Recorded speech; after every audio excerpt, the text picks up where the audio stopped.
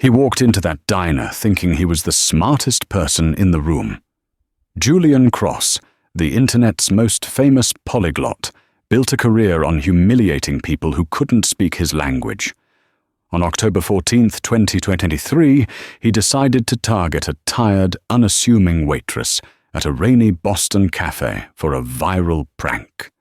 He handed her a manuscript written in a dead dialect that hadn't been spoken in 300 years, offering her $10,000 if she could read a single word. He thought she would cry. He thought she would beg. He didn't know that he was handing the manuscript back to the only woman on earth who knew the code, because her family invented it. This is the story of how a genius in hiding destroyed a celebrity's career without raising her voice. The rain in Cambridge, Massachusetts, doesn't wash things clean. It just makes the grime stick harder. It was a Tuesday evening at the Copper Kettle, a bistro that sat uncomfortably on the border between the pristine, ivy-covered walls of Harvard University and the cracked pavement of the working-class Somerville line. Lakota Miller wiped table 4 for the 3rd time. The wood was sticky with spilled maple syrup. Lakota was 28, but the dark circles under her eyes and the way her shoulders slumped in her grease-stained apron made her look older. To the customers, she was a non-person. She was a delivery mechanism for caffeine and carbohydrates. "Excuse me, miss, I asked for oat milk. This is clearly almond." The woman at table 4 didn't look up from her phone. She was a sophomore, draped in a university hoodie that cost more than Lakota's weekly rent. "I apologize," Lakota said, her voice a flat, practiced drone. "I'll replace that for you immediately." She took the cup. As she walked back to the counter, her mind wasn't on the milk. It was running a background process, involuntary and relentless. She was deconstructing the linguistics of the student's complaint, the glottal stop in clearly, the upward inflection at the end of the sentence indicating insecurity disguised as dominance. Lakota shook her head. "Stop it," she told herself. "You're just a waitress. You are Lakota Miller. You didn't finish your degree. You are nobody." 3 years ago, Lakota hadn't been wiping tables. She had been the youngest doctoral candidate in the history of the Oxford Linguistics Department. She had been the protégé of the legendary cryptographer, Dr. Arthur Pendleton. She had been the prodigy. But then came the scandal, the Pendleton papers, the accusation of forgery, the academic trial that stripped her father of his tenure and drove him to an early grave. Lakota had been collateral damage, blacklisted by every major university in the Western world. She had fled London, changed her name, and buried her genius under layers of apron strings and coffee grounds. She wanted to be invisible. "Lakota, order up on 6, her manager, Rick, barked from the kitchen window. Rick was a good man, but he thought Lakota was slow. He didn't know that while he was shouting, she was mentally translating his Boston accent into phonetic IPA symbols in real time. "Coming, Rick," she said. The bistro door chimed. A blast of cold, wet wind swept through the warm room. The atmosphere shifted instantly. It wasn't just a customer, it was an event. 3 men walked in. The one in the center was tall, wearing a bespoke trench coat and a scarf that was artfully arranged to look careless. He had the kind of face that was handsome until he smiled, revealing too many teeth. He was holding a selfie stick with a stabilized 4K camera mounted on it. A fuzzy microphone was clipped to his lapel. Lakota froze. She didn't own a TV, but she knew who he was. Everyone knew who he was. Julian Cross. The language lord. 15 million subscribers. He traveled the world, shocking locals by speaking their native tongues, usually followed by humiliating them with complex vocabulary they didn't understand. He was a predator who used syntax as a weapon. "What is up, Poly Squad?" Julian shouted at the camera, ignoring the startled diners. We are live in Cambridge, the heart of American academia. Today we're doing the Impossible Translation Challenge. I have acquired something very special, and we're going to see if the local service industry has any hidden scholars, or more likely, if they're just as uneducated as we think. His cameraman, a guy named Dave, who looked like he hadn't slept in a week, circled him. Lakota ducked her head. "Please," she thought, "sit in someone else's section. Go to table 2. Go anywhere but here." Julian scanned the room. His eyes, predatory, blue and empty, landed on the most vulnerable-looking person in the room. He looked straight at Lakota. Julian Cross thrived on discomfort.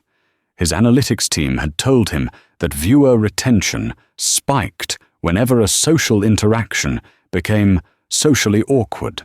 "Look at this place," Julian whispered to the camera, lowering his voice to a stage whisper that carried across the room. "Rustic, authentic, smells like mediocrity and roasted beans." He walked toward Lakota's section, snapping his fingers. "Table for 3. The lighting here is terrible, Dave. Boost the ISO." Lakota gripped her tray, her heart hammered against her ribs like a trapped bird. She knew his game. He would order in Mandarin. If she didn't understand, he would switch to Russian. Then Swahili. He would keep going until she looked stupid. Then he'd tip her $100 and call it charity. She approached the table. "Welcome to the Copper Kettle.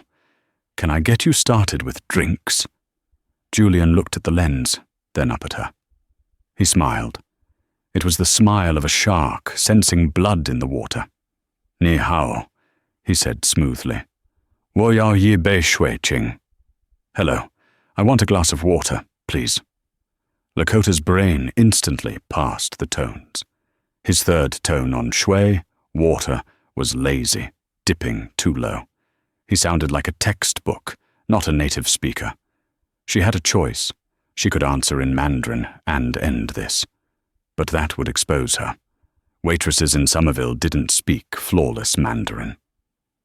"I'm sorry, sir," Lakota said, keeping her voice dull. "I only speak English. Can I get you a water?" Julian turned to the camera, eyebrows raised. "English only. Classic." "Okay, let's try something closer to home. Maybe she studied the classics." He turned back to her, his expression hardening. "Salve. Vorrei dell'acqua, per favore." "Water?" Lakota repeated, playing the part of the confused server perfectly. "Still or sparkling?" Julian laughed, a sharp barking sound. "Still, like your ambition, apparently." The comments on the live stream, visible on a tablet Dave was holding, were scrolling by at Mach speed. "LMAO roasted. She looks so lost. Julian is brutal today. Give her the big test." "All right, boys," Julian said, leaning back. "She's a blank slate, tabula rasa. That makes her the perfect candidate for the main event." He reached into his leather satchel. The movement was theatrical, slow, designed to build tension. Lakota placed 3 glasses of water on the table. She wanted to run.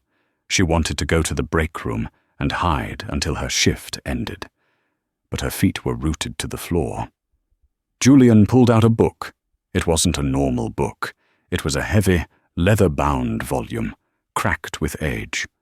The pages were yellowed vellum, frayed at the edges. It looked like it belonged in a museum vault, not on a sticky cafe table next to a bottle of ketchup. "This," Julian announced to the room, his voice booming, "is the Valancourt Codex. It was purchased at a private auction in Vienna 3 days ago for a sum I won't disclose. But let's just say it cost more than this building." Lakota's breath hitched. She knew that name. Valancourt. "It is written," Julian continued, "in a cipher derived from High Archaic Breton, mixed with an alchemical symbol dialect that has been dead since the 17th century. Experts say it's untranslatable. They say it's gibberish." He looked at Lakota.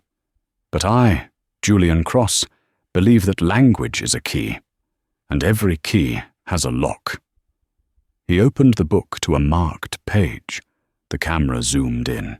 The text was a swirling nightmare of geometric shapes and cursive script that looked like frantic scratches. "Here is the deal," Julian said, looking up at Lakota. "I'm going to live stream this. I will give you $10,000, cash, right now, if you can read a single sentence from this page. Just one sentence."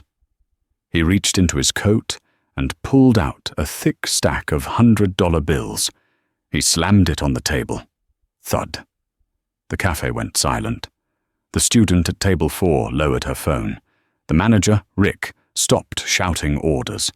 "10 grand, Julian repeated. "That's what? 6 months of wages for you? Maybe a year?" It was cruel. It was disgusting. It was a rich boy dangling meat in front of a starving dog. Lakota looked at the money. Then she looked at the book. She felt a strange sensation, the vertigo of the past rushing up to meet the present. She looked at the page. Specifically, she looked at the top margin. There, in faded ink, was a symbol, a small, stylized owl with a broken wing. The world narrowed down to a pinprick. The noise of the cafe faded. Julian's smug face blurred. She knew that owl. It wasn't high, archaic Breton, and it wasn't from the 17th century. It was her grandfather's doodle. For a long 10 seconds, Lakota said nothing. Julian took her silence for stupidity. He turned to the camera, whispering, "Look at the fear. This is the reality of the education gap, folks. We are looking at a relic of history, and she's looking at it like it's a menu in a language she can't read. Oh wait, she can't read those either." The live stream chat was vicious. "She's gonna cry." "Stop it, Julian, this is too much. Do it. She's just a waitress. Leave her alone." "Sir," Lakota said softly. Her voice was trembling, but not from fear. It was trembling from a rage she hadn't felt since the trial in London. "I have tables to serve." "Tables can wait," Julian said, waving a hand dismissively. "This is opportunity knocking. $10,000. Just try. Make something up. Entertain us." He pushed the book toward her. It nearly knocked over the water glass. Lakota looked down at the text. Julian had called it the Valancourt Codex, a fancy name for a lie. The script was indeed complex. It was a variation of a constructed language called Ethelgard, created by a circle of cryptographers at Cambridge University in the 1950s. They used it to communicate across the Iron Curtain, hiding data inside what looked like occult ramblings. Her grandfather, Professor Tobias Bennett, had been one of the architects. He had taught it to her when she was 6 years old, treating it like a secret game. "Lakota," he would say, "if you can decode the grocery list, you can have a chocolate." The page open in front of her wasn't a spell or an ancient prophecy. She squinted. The loops, the sharp angles. It was a letter. A personal letter. "Well?" Julian goaded. "Cat got your tongue? Or do you only speak cheeseburger?"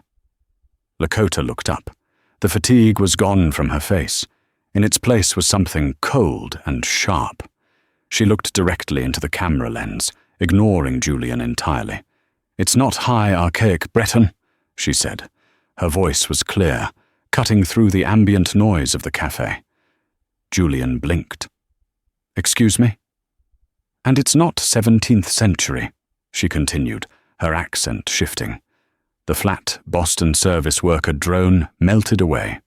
In its place was the clipped, precise enunciation of Oxford English. The vellum is aged artificially. You can smell the tea stain if you get close enough. But the syntax is mid-20th century syntax, disguised as medieval flow. Julian's smile faltered. He laughed nervously. "Oh, we have an expert." "Okay. Professor Apron. If you know so much, read it." He was bluffing. He thought she was guessing. Lakota placed one hand on the table. She didn't look at the money. She looked Julian in the eye. "It's a cipher called the Glass Wall," she said. "Developed in 1954. She pointed a calloused finger at the first line.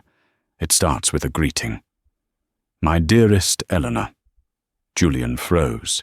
He grabbed the book, looking at his own translation notes hidden behind the cover. His notes, prepared by a university team he'd hired, said the text began with, "O ye spirits of the void." "You're making that up," Julian snapped. "My experts say—" "Your experts are wrong," Lakota interrupted. She leaned in. "Or more likely, you didn't hire experts. You bought a prop and made up a backstory. But you accidentally bought a real document, a private one." She ran her finger down the page. It continues. "The funding has been cut. They know about the project in Berlin. I have hidden the master key in the spine of the third journal. If they come for me, tell the children I went to the seaside."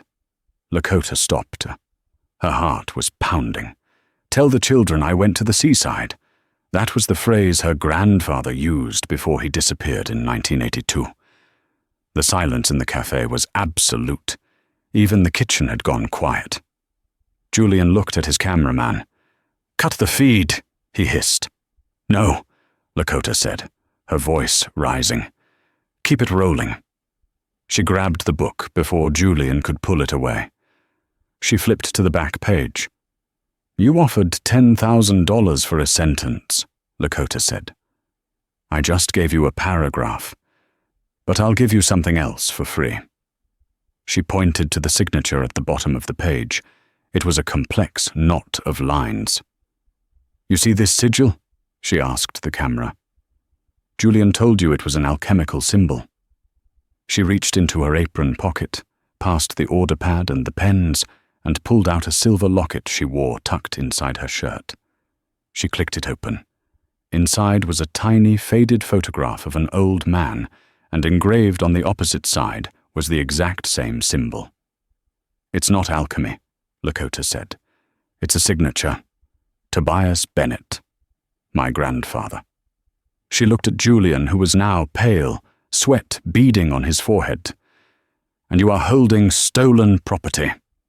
The red light on the camera was a blinking eye, unblinking and merciless. "Cut it, Dave! I said cut it!" Julian lunged for the camera, his composure shattering like cheap glass. Dave, the cameraman, took a step back. He looked at the tablet in his hand. "Julian, you can't. We have 300,000 concurrent viewers. It's trending #1 on Twitter. But the Waitress is trending higher than the president." Julian froze. His narcissism warred with his panic. He looked at the tablet. The numbers were climbing vertically. The internet didn't care about truth. It cared about spectacle. And this? This was the gladiator match of the century. He straightened his coat, running a hand through his damp hair. The mask of the charming host slid back into place, though it was crooked now. "Okay," Julian said, turning back to Lakota, his voice dripping with forced condescension. "Okay, let's play this out. You claim this is your grandfather's? Tobias Bennett? Never heard of him." "That's because you study languages to mimic them," Lakota said, her voice dropping an octave, becoming professorial. "My grandfather studied languages to hide them." She held the book against her chest, arms crossed defensively. The adrenaline was starting to curdle into fear, but she couldn't show it. She was Lakota Miller, the disgraced academic, but right now, she was the only thing standing between her family's legacy and a YouTuber looking for clout. "This book," Lakota said, addressing the camera directly, "was part of the seized assets from the Bennett estate in Surrey, England, in 2019. It was supposed to be in evidence storage at Scotland Yard. The fact that you have it means someone in the Metropolitan Police is corrupt, or you bought it on the black market." "Which is it, Julian?" Julian's face went the color of curdled milk. "I bought it from a reputable antiquarian in Vienna." Name him, Lakota challenged. Confidential sources, Julian stammered. The chat says you're lying, Julian, Dave piped up from behind the camera. Someone just doxed the auction house. It's a front for fenced goods. Julian spun around. Shut up, Dave! Excuse me, a voice cut in. It was Rick, the manager. Rick was a big man, built like a refrigerator with a mustache. He usually avoided conflict, preferring to stay in the kitchen and listen to sports radio. But now, he was standing at the edge of the table, holding a heavy cast-iron skillet. You need to leave, Rick said to Julian. You're harassing my staff. Harassing? Julian scoffed. I'm making her famous. I offered her 10 grand. And she exposed you as a fence for stolen goods, Rick said. Pay your tab. Get out. I'm not leaving without my book, Julian snarled. He reached for Lakota. It happened fast. Lakota didn't flinch. She shifted her weight, stepping back, and Julian's hand grasped empty air. You don't want this book, Julian, Lakota said. You really don't. It cost me a fortune. It's not a book, Lakota said. It's a dossier, and you clearly haven't deciphered page 42. She slammed the book open on the table again, keeping her hand firmly on the spine. She flipped rapidly through the vellum pages, stopping at a page covered in what looked like star charts and musical notation. My grandfather worked for Bletchley Park, and then for a private sector firm that didn't exist on paper, Lakota explained, her mind racing faster than her words. He developed the glass wall cipher to encode coordinates, radioactive waste dumps, sleeper agent lists, unstable geopolitical assets. She pointed to a line of musical notes. This isn't a melody. It's a chemical formula for a nerve agent synthesized in 1968. You are live streaming a recipe for a weapon of mass destruction to 300,000 people. Julian stared at the page. What?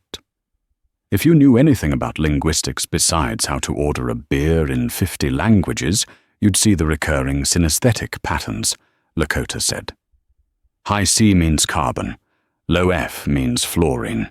It's a periodic table transposition. She looked into the camera lens.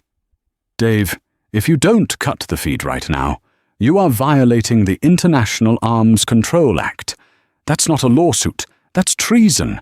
That's black bag over your head. Prison time. Dave's face went white. He tapped the screen frantically. Stream offline, Dave whispered. The silence that followed was heavy, suffocating. The rain battered the windows of the copper kettle, sealing them in. Julian looked at the black screen of the camera. Then he looked at Lakota.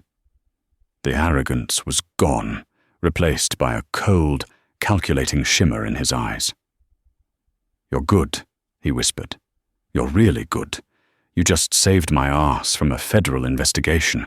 Or you just bluffed the entire internet. He sat down, ignoring Rick and the skillet. Who are you really? Julian asked.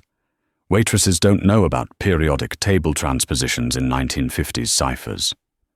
Lakota hesitated. The adrenaline was fading, leaving her shaking. I told you, she said. I'm Lakota Miller. No, Julian said. He pulled out his own phone. He scrolled for a moment, then turned the screen toward her. It was a Wikipedia article. The photo was 3 years old. A younger Lakota wearing graduation robes, smiling next to an older man, Arthur Pendleton. He walked into the diner convinced he was the sharpest mind in the room. Julian Cross, an internet-famous polyglot, made his living embarrassing strangers who couldn't keep up with him. On a rainy October evening in Boston, he chose a quiet waitress for a viral stunt.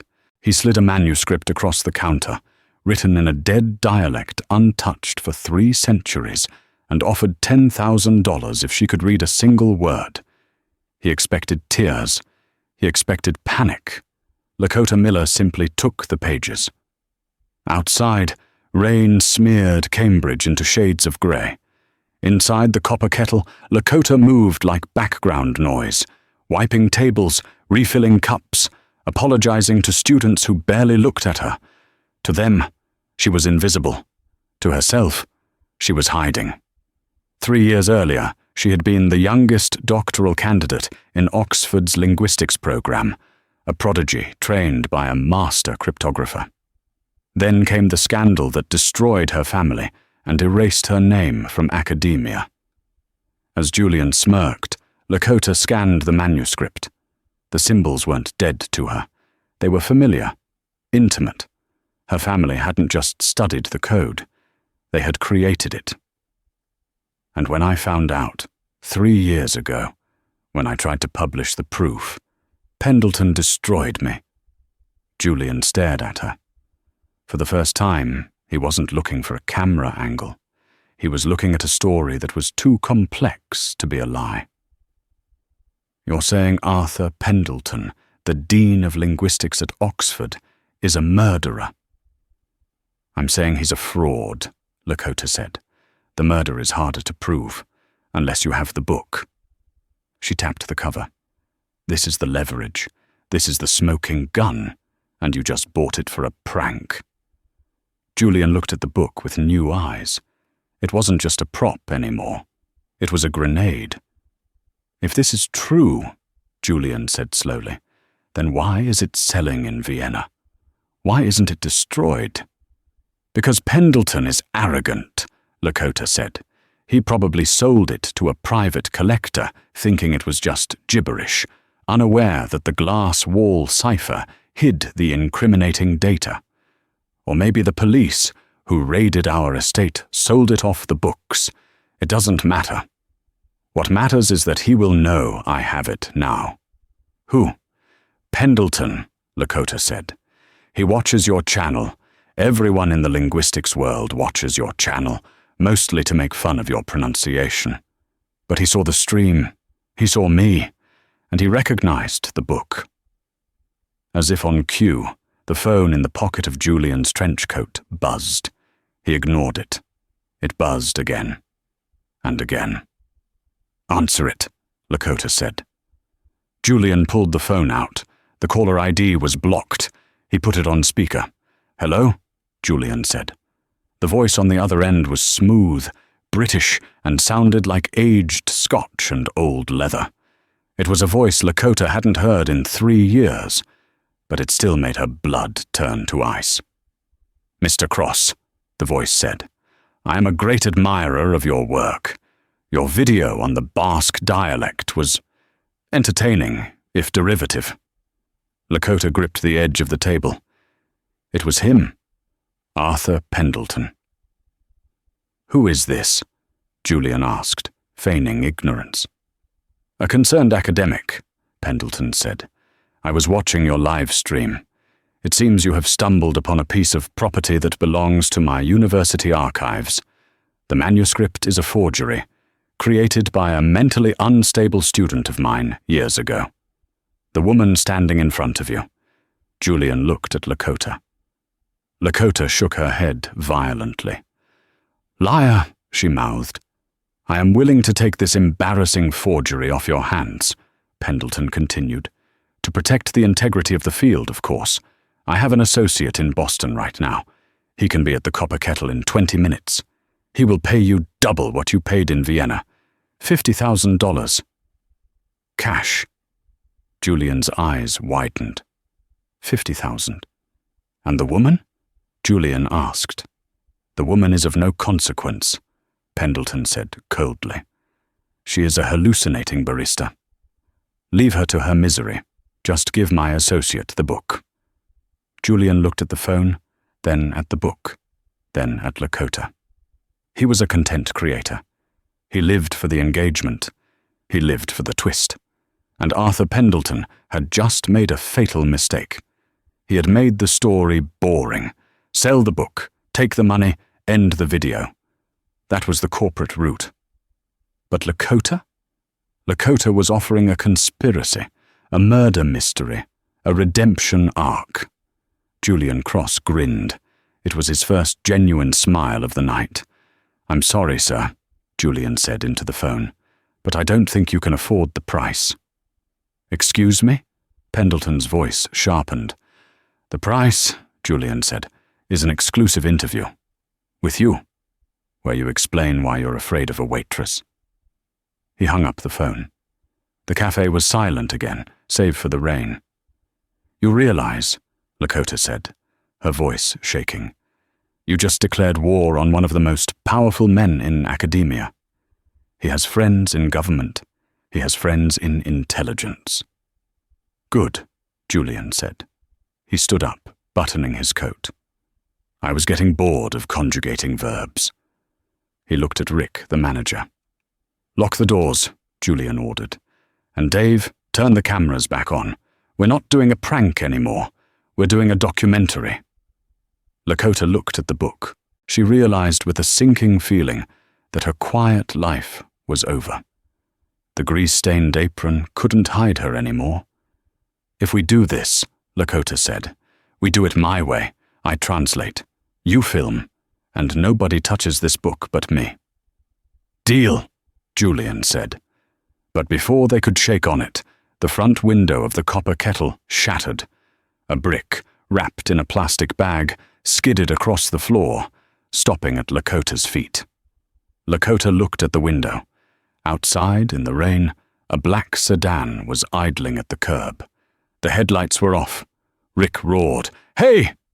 and ran toward the door with his skillet. Lakota bent down and picked up the brick. There was a note inside the plastic bag. She unfolded it. It wasn't written in a cipher. It was written in plain English, in a handwriting she recognized instantly. It was the handwriting of the man who had ruined her life.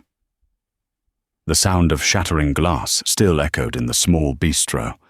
The cold, damp wind of the Boston night rushed in through the broken window, swirling the napkins on table 4.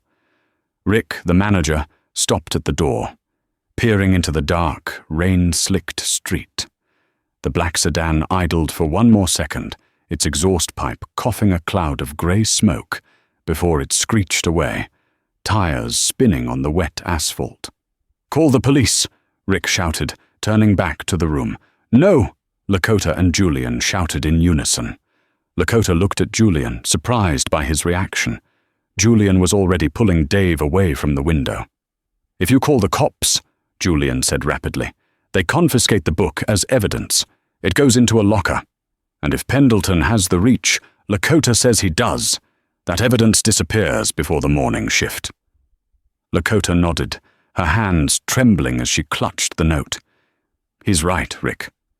We can't trust them." "Not yet." Rick looked at the brick, then at the terrified student still cowering at table 4, and finally at Lakota. He let out a long, ragged sigh. He walked over to the door, flipped the sign to closed, and threw the deadbolt. Then he dragged a heavy oak table in front of the broken window. "I hate this," Rick grumbled. "I hate all of this. But nobody threatens my staff." He looked at Julian. "You, internet boy. You got a plan? Or just a selfie stick?" Julian looked at Lakota. "We need to know what's in the rest of that book. If he's sending threats this fast, the proof must be undeniable." "It is," Lakota said. She sat down at the table, sweeping the sugar packets aside. She opened the Valencourt Codex. "But I need time. The glass wall cipher shifts its key every 10 pages. It's based on a rotating variable. I need a reference point." "What kind of reference point?" Dave asked, zooming the camera in on the book. "A date," Lakota muttered, her eyes scanning the complex geometric swirls. "A specific date my grandfather would have considered a constant." She closed her eyes. "Think, Lakota. Think." The room was quiet. Outside, the rain hammered against the glass. Grandpa Tobe, the smell of pipe tobacco, the scratching of his fountain pen. Everything relies on the constant, Lakota. The world changes, but the constant remains. "His wedding anniversary?" Julian suggested. Too obvious, Lakota dismissed. Pendleton would have cracked that in the 80s. His birthday? No. Lakota looked at the owl symbol again. The broken wing. The day he broke his arm, Lakota whispered. I was 7. We were climbing the apple tree. I fell and he caught me. He took the impact. He never let me forget it, jokingly. He called it the Fall of Rome. She grabbed a napkin and a pen. She wrote down the date, August the 12th, 1996. She converted the numbers into the cipher's base grid. Wait 199996. She applied the grid to page 43. The gibberish letters began to rearrange themselves in her mind. Alpha shifts to delta. The vector aligns. I've got it, she breathed. What does it say? Julian asked, leaning in. Lakota read aloud, her voice steady now. Julian let out a low whistle. Holy. There's more, Lakota said. Here are the proofs, the mathematical equations that show the back door. She pointed to a series of dense calculations. This is what he killed for, Lakota said. It wasn't just about credit. It was about billions of dollars. If this gets out, the entire global banking security infrastructure collapses, and Pendleton goes to prison for life. We have to upload this, Julian said. Right now, scan the pages. Suddenly, the lights in the bistro flickered and died. The room plunged into darkness. They cut the power, Rick said from the shadows. Dave, light! Julian barked. The camera's LED floodlight clicked on, casting a harsh, blinding beam into the center of the room. It illuminated Lakota, clutching the book. Then came the sound. Click, click, click. The electronic lock on the front door was disengaging. They have a key card override, Rick realized. How do they have an override? Smart locks, Julian muttered. Hackable. The door swung open. 2 men stepped in. They wore raincoats and balaclavas. They didn't look like academics. They looked like professionals. Give us the book, the first man said. His voice was calm, mechanical. He held a taser in one hand and a baton in the other.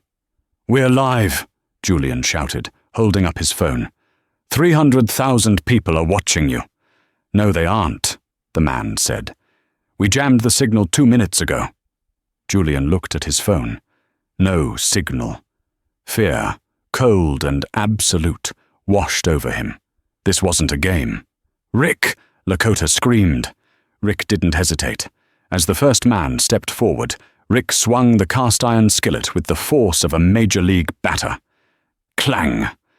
The skillet connected with the man's baton arm. The man grunted, stumbling back. Run! Rick shouted. Out the back! Get the book! Julian yelled at Lakota. Lakota grabbed the heavy tome. She scrambled over the booth seats as the second man lunged for her. He grabbed her ankle. She kicked out, her sneaker connecting with his nose. He recoiled, swearing, Go! Go! Julian shoved Dave toward the kitchen doors. They burst into the kitchen. It was pitch black, smelling of grease and sanitizer. The alleyway exit, Lakota directed. They slammed through the back door and spilled out into the pouring rain. The alley was dark, filled with overflowing dumpsters. My car is parked on the next block, Julian gasped. A G-Wagon. It's armored. Of course it is, Lakota muttered. They sprinted down the alley. Behind them, the back door of the bistro banged open. Stop! A voice shouted. They didn't stop. They splashed through puddles, their breath tearing at their throats.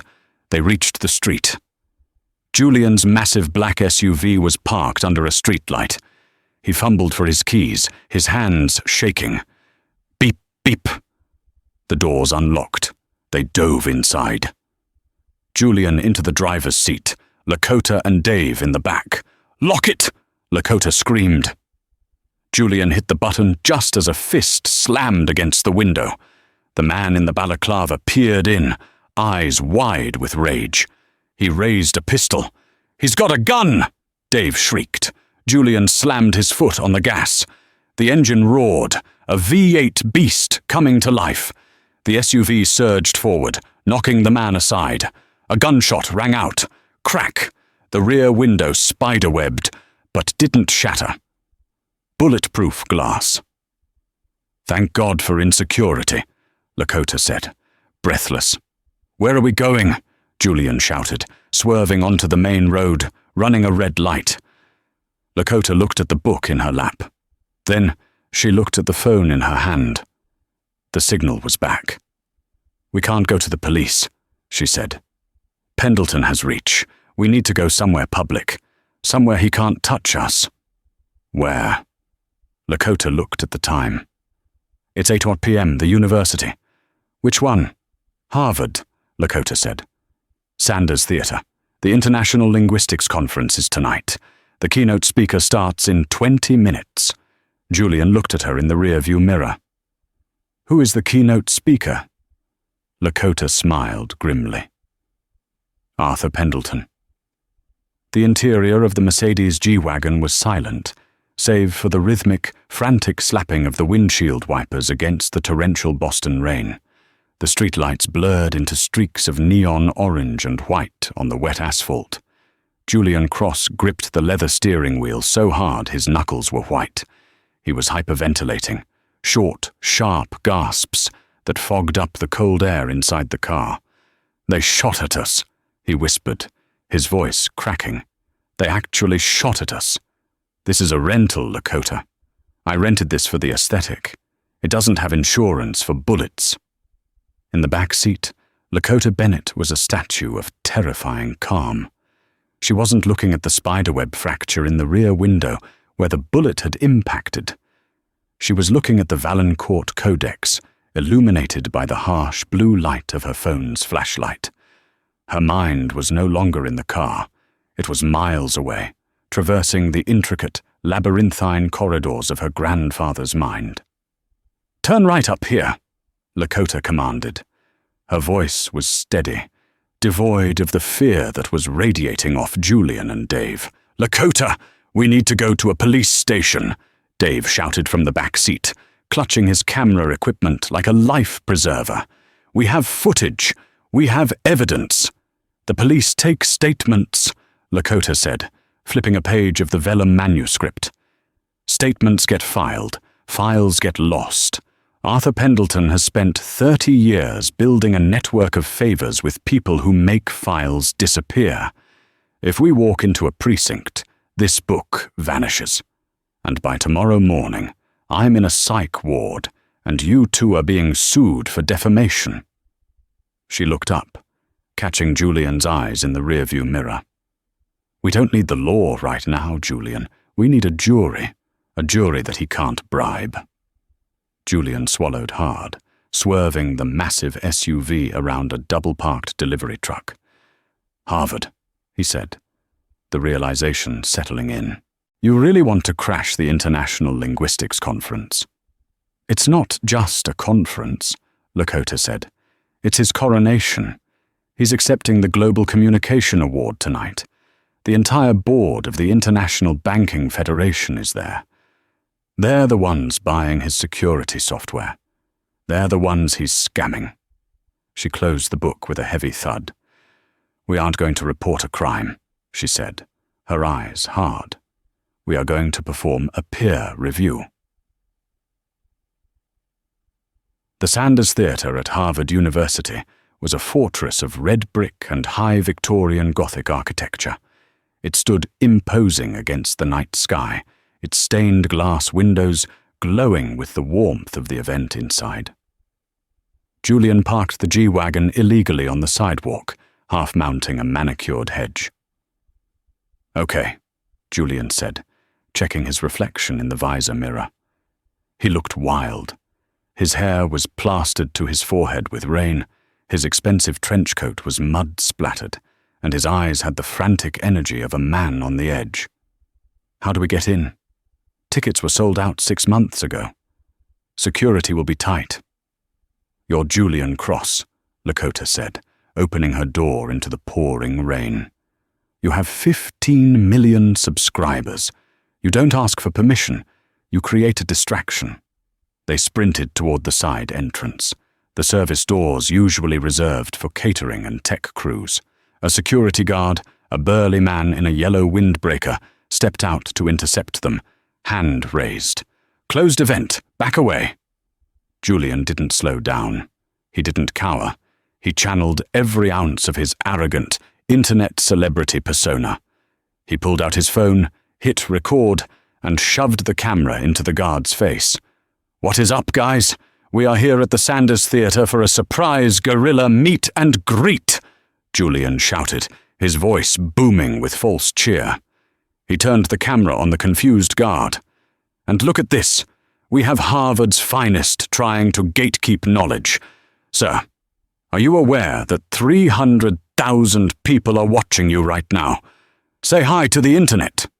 The guard blinked, blinded by the camera light and the sheer audacity. We're just here to interview the keynote speaker for the channel," Julian pressed, stepping into the guard's personal space, forcing him back. "Are you going to be the guy who tells the internet that Harvard hates free speech?" It was nonsense. It was bullying. But it worked.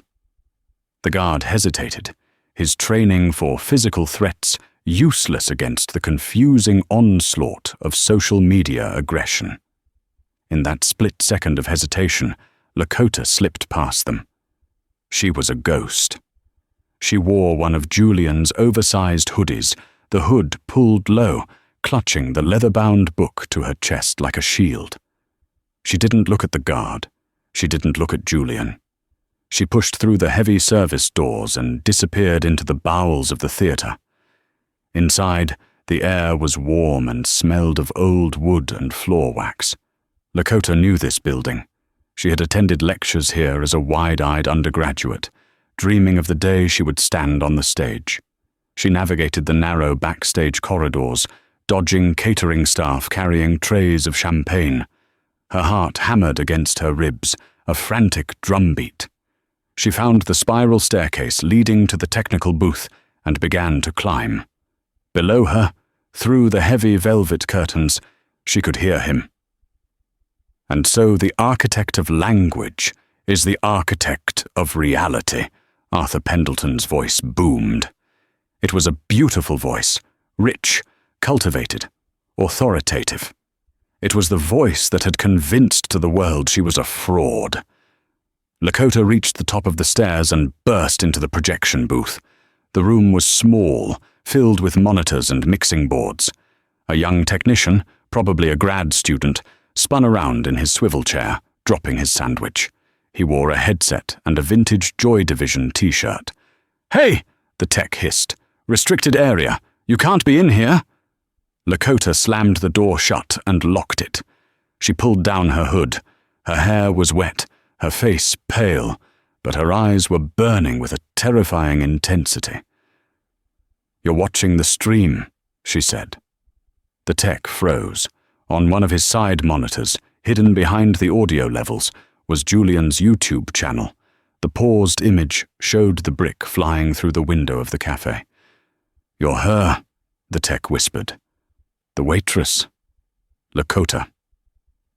"My name is Lakota Bennett," she corrected. She stepped forward, placing the Valencourt Codex on the mixing board, right over the lighting controls. "And I need your microphone." The tech looked at the door, where pounding had already started. Security was coming. Then he looked at Lakota. He looked at the book. And finally, he looked down at the stage where Arthur Pendleton was smiling, accepting the adoration of the crowd. "He failed me on my thesis," the tech muttered. "He said my syntax analysis was pedestrian." The tech reached over and slid a fader up. He handed Lakota the announcer's headset. "Make it count," he said. On the stage below, Arthur Pendleton was basking in the glow of the spotlight. He adjusted his silk tie, leaning into the podium microphone. "We stand on the precipice of a new era of security," Pendleton told the audience of 2,000 distinguished scholars, bankers, and government officials. My new encryption protocol, the Pendleton Standard, will ensure that financial privacy is absolute. It is unbreakable. It is perfect. Screech. A high-pitched blast of feedback tore through the auditorium speakers.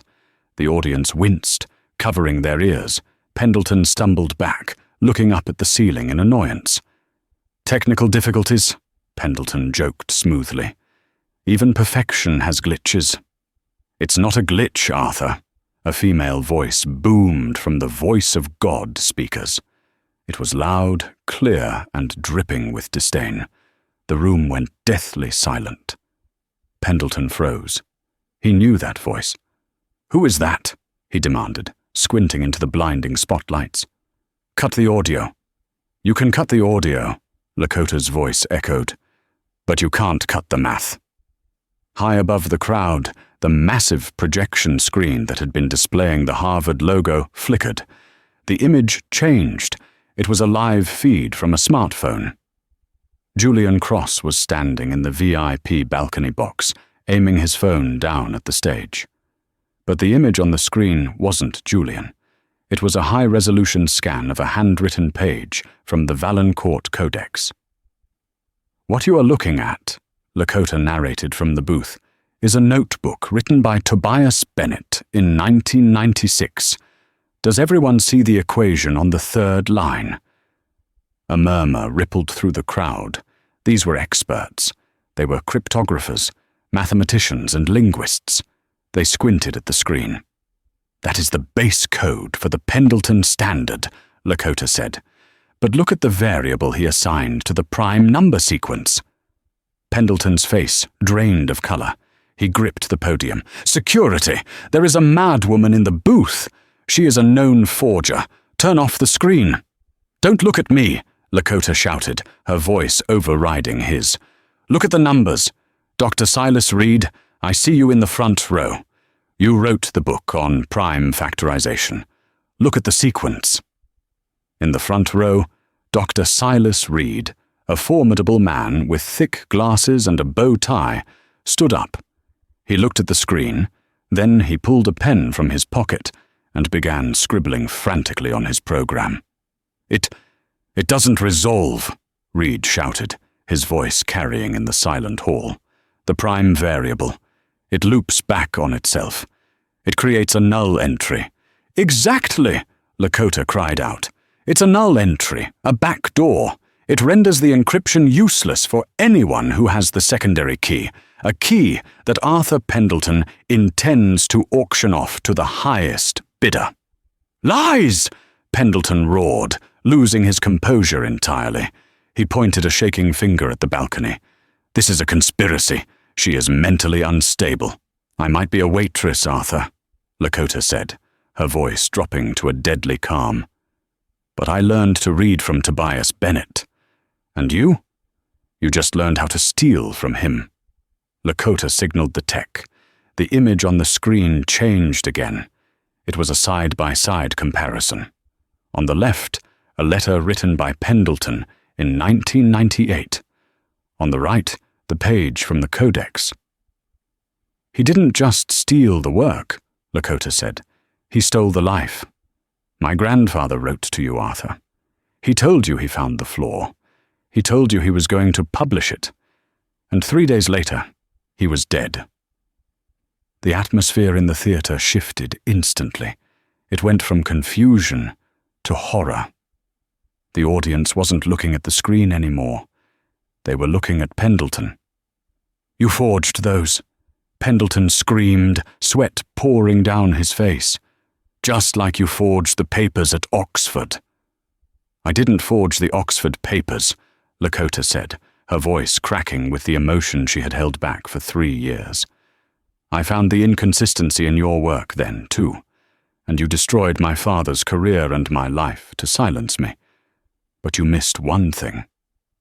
The tech zoomed the image in on the bottom of the Codex page. "My grandfather encoded his initials into the variable string itself," Lakota explained. "Look at the frequency of the integers. 8 to 2, 22. In the alphanumeric cipher, that spells HBTB, Henry Tobias Bennett. Dr. Silas Reed looked up from his calculations. He turned to face Pendleton. The look on his face wasn't scholarly curiosity anymore. It was disgust. "It's there," Reed announced to the room. "The signature is mathematically embedded in the algorithm. It's Bennett's work. It's undeniable." The sound of 2,000 people gasping at once sucked the air out of the room. Pendleton backed away from the podium. The marble facade of the great academic had cracked, revealing the desperate, frightened thief underneath. He looked left and right for an exit. "This is absurd," Pendleton stammered, grabbing his papers. I will not be subjected to this kangaroo court." He turned to run off stage right, but the wings were blocked. Rick, the manager of the Copper Kettle, walked out from behind the velvet curtain.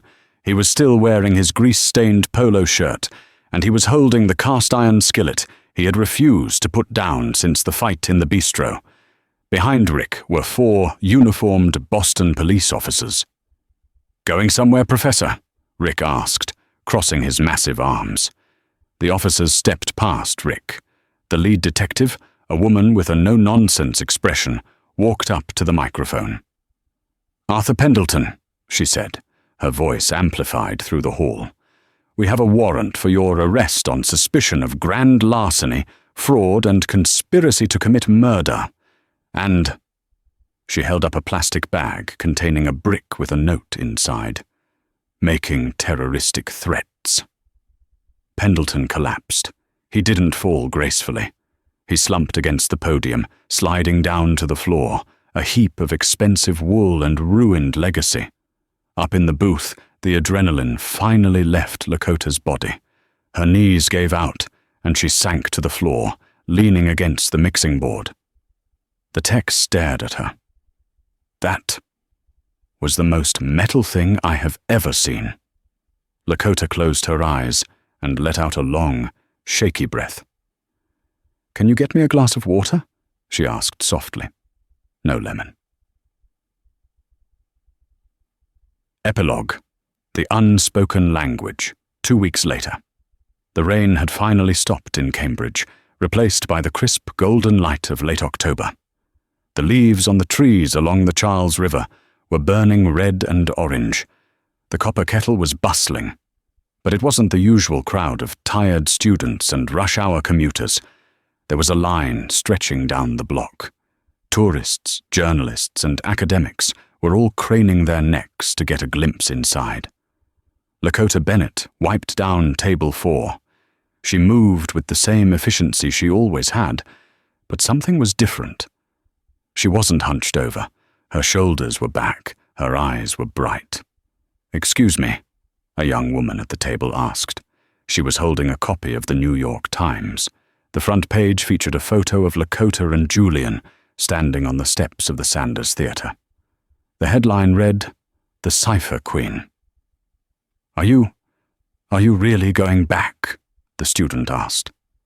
Lakota paused, the rag hovering over the wood. "Excuse me?" "To Oxford," the student said. "I read they offered you your tenure back, and a full apology." Lakota smiled. She looked over at the corner booth. Julian Cross was there, but he wasn't filming. He was sitting with Dave, going over a contract. Julian looked up and caught her eye. He raised a coffee cup in a silent toast. His channel had hit 20 million subscribers in a week, but more importantly, he had deleted his prank videos. His new series, Decoded, focused on uncovering lost history. He was funding it himself. Lakota looked back at the student. "No," Lakota said gently. "I turned Oxford down." The student's jaw dropped. "Why?" It's Oxford." "Because I realized something," Lakota said. She reached into her apron pocket and pulled out a letter. It wasn't written in code. It was an acceptance letter from a small, underfunded community college in Boston that specialized in adult literacy and helping immigrants learn English. "Languages aren't trophies to be kept in ivory towers," Lakota said, tapping the letter. "They're bridges and I think I'd rather build bridges than walls." She finished wiping the table. "Besides," Lakota added, looking at the door where Rick was happily turning away, a rude paparazzo with his legendary scowl, "the coffee is better here." Lakota walked back to the counter, untied her apron, and folded it neatly. She placed it on the pass-through shelf. She picked up the Valencourt Codex, now returned to her legal custody, and tucked it under her arm. "Rick," she called out, "I'm taking my break. A long one." Rick grinned, the mustache twitching. "You earned it, kid. Go translate the world." Lakota Bennett pushed open the door of the bistro. The bell chimed, a clear, bright sound. She stepped out onto the sidewalk, into the noise and chaos of the city. For the first time in her life, she didn't try to analyze the noise. She didn't try to break it down into phonemes or syntax. She just listened to the music of it. And she smiled. And that, my friends, is how a rainy Tuesday in Boston turned into the biggest academic takedown in history. Lakota Bennett didn't just translate a book. She translated justice. She proved that the smartest person in the room isn't always the one with the loudest voice or the fanciest title. Sometimes it's the one pouring your coffee. Arthur Pendleton is currently awaiting trial, and his unbreakable security code has been patched by a team led by none other than Lakota herself. Julian Cross? He's still loud, but he's listening more these days. If this story had you on the edge of your seat, please hit that like button, share this video, and subscribe. It really helps the channel. And tell me in the comments, if you had a secret skill that could change the world, would you reveal it or keep it hidden? Thanks for watching, and I'll see you in the next story.